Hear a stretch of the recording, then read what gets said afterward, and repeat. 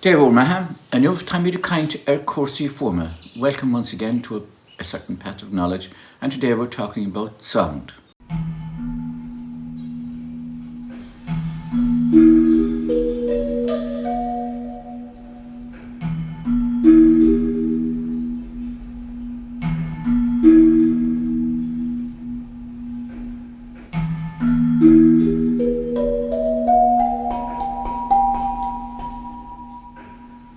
Well, in Sahanish, Sacharu cainnt, Tamid tacht salve, cainnt an prev, cainnt an earinge, agus cainnt an derka.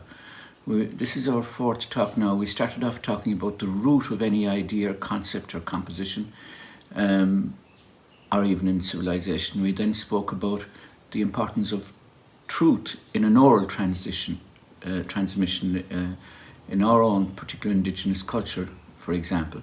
And we spoke then about perception, the last talk. So today we're talking about sound, as I mentioned the last days we finished up. Sound, while it's universal in certain elements, the way we hear it changes from one civilization, one tribe, one people to another. So, for example, in the West, we have sound divided into 12 tones, and that kind of got finessed around the 11th or 12th century when we tempered our tone with the invention of the keyboard, which was kind of like, if you like, a harp put on its side and little hammers put to hit the strings or pluck the strings as they were originally. So, but the very idea and concept of sound changes from one civilization to another. This is a tambura. Very much, I believe, like the tumpan of Old Irish times. And we have, in India, they have a different approach to sound and its organisation to the way we have in the West. So they give names like sa, and that's pa. So that'll be sa again. So now you see, with a string, by tightening the string, or flattening it, we change the pitch of it.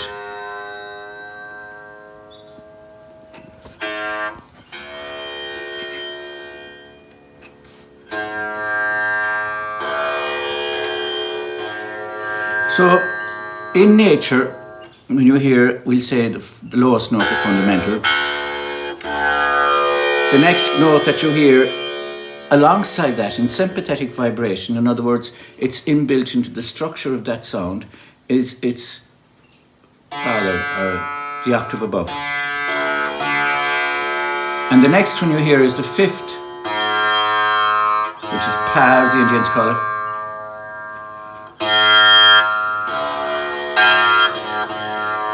And then there's ma.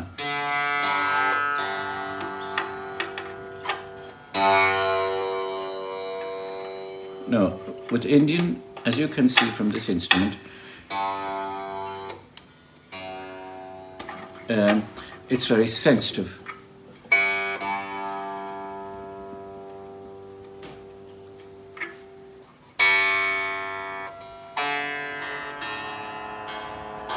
So, what I'm saying to you is that there is a structure in sound itself, which is in everything from birdsong to windmills turning to anything like that. And how come we don't hear all these sounds?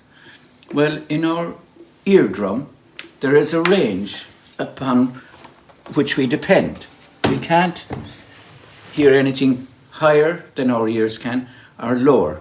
So the reason for this is that all sound is basically, like everything else in life, is frequency. It's frequency.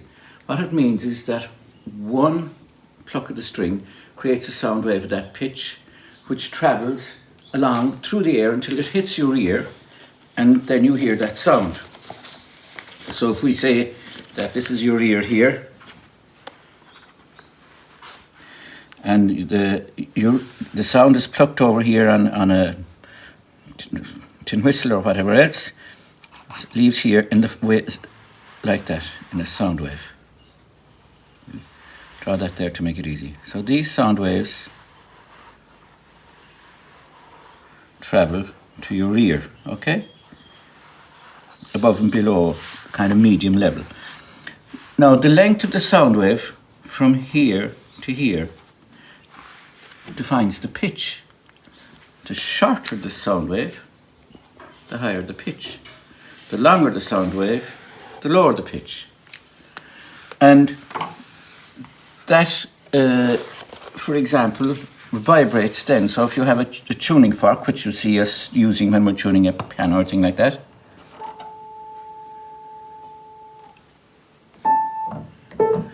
that means that those two little ears there, those two things, are vibrating at 440 times a second.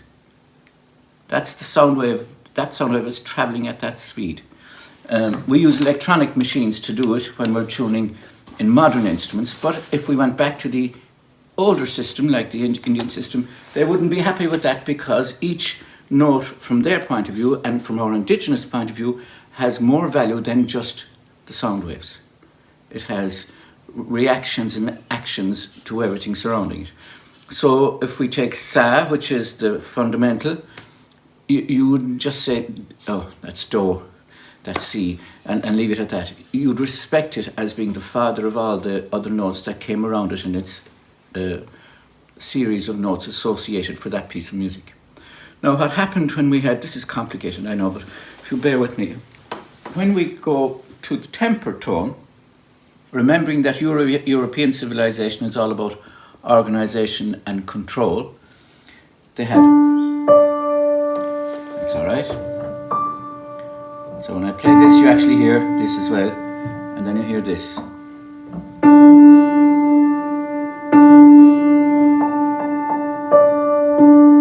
Now the problem is, when the boys in Northern Europe invented the scale, they found that we go up fifth,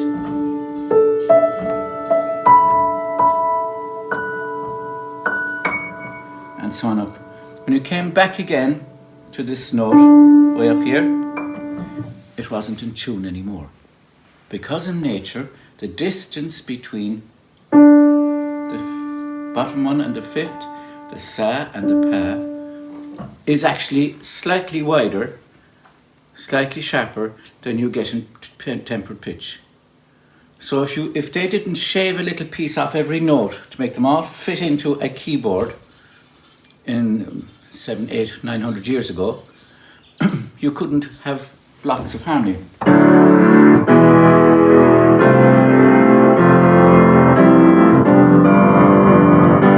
So, when you have blocks of notes like that, there are rules that follow them so that they don't sound like a crash.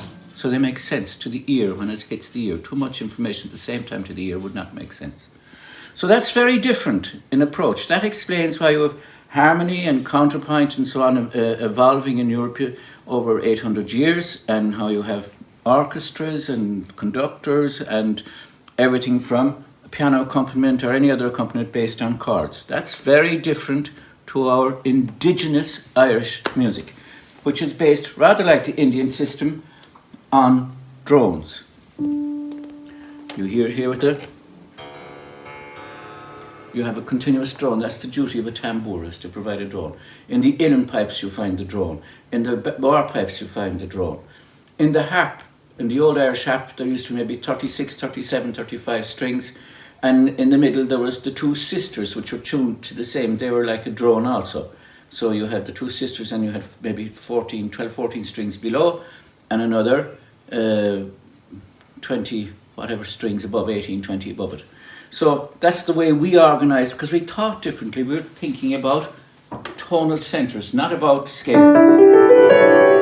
We weren't thinking that way. We were thinking about a tonal centre and building around the one note, rather than a whole lot of different ones with rules associated with them. We weren't thinking that way. We were thinking...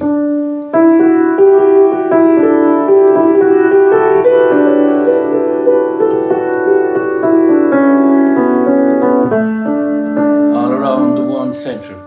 I don't know if that makes sense to you. But if you think about that kind of frame of mind, the idea of building around a centre, then you think back to what we were talking about families and how we lived as a society. We were based in little centres, based around the family, where things came to us. That's the way we organised. That was the organising structure in our civilization. And our music reflects that central thesis, that central fundamental thing of being in an area and working around that to get your sound or your life, very life itself. Whereas the European model, Western model, is changing.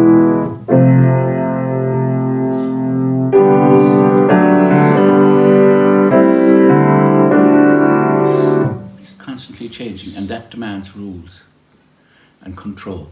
So that's the difference between the two civilizations. And that's where I'm going to shut up now, because it's a lot to take in.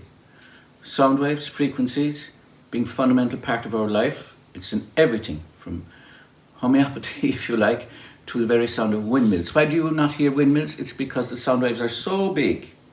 They're way down there. There's about 6, 7, 8 waves.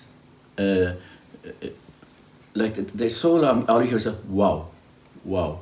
You can't actually hear them. That's because they're below our threshold of sound, and they take much longer to make one sound wave, one big sound wave. It's so low we can't hear it. And that's where we leave it. A dog whistle works, for example, the opposite. The pitch is so high that it's outside our hearing, but a dog can still hear it. So that's how a dog whistle works. No. Cúig sin a chuir céad leile. Seachtain chuin be mit ar nasríist le céimeile ar Cosan eolais an sa a dhéibh cultúr agus ach gair ceol agus beidir dus ná mis ar spredátacht. Gur maithagah.